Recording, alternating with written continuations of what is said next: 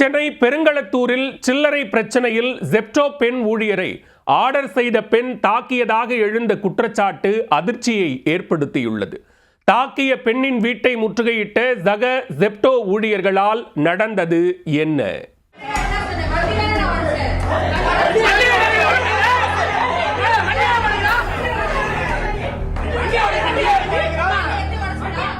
ஜெப்டோவில் delivery ஊழியராக பணியாற்றும் பெண் மீது தாக்குதல். ஆர்டர் போட்ட பெண்ணின் வீட்டை முற்றுகையிட்டு சம்பவம் செய்த சக ஊழியர்கள்.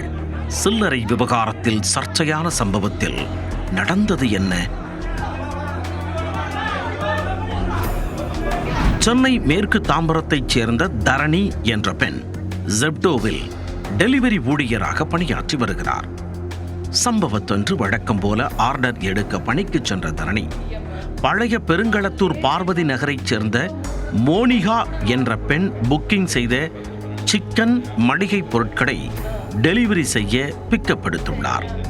குறித்த நேரத்தில் ஸ்பாட்டிற்கு சென்ற தரணி மோனிகாவிற்கு கால் செய்து, மேடம் நான் வந்துட்டேன் என கூறியிருக்கிறார். அப்பொழுது பொருட்கள் வாங்கும் பொழுது சில்லறை விவகாரத்தில் தரணியிடம் ஜெப்டோவில் ஆர்டர் செய்த மோனிகா வாக்குவாதம் செய்துள்ளார்.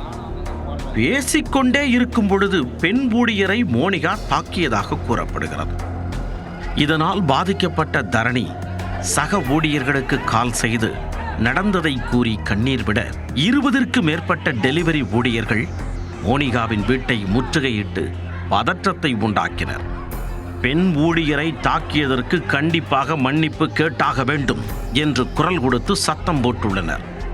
இதனால் நடுநடுங்கி போன மோனிகா பீர்க்கங்காரணை காவல் நிலையத்தில் புகார் அளிக்க போலீசார் சம்பவ இடத்திற்கு விரைந்து வந்த டெலிவரி ஊழியர்களை சமாதானம் செய்தனர்.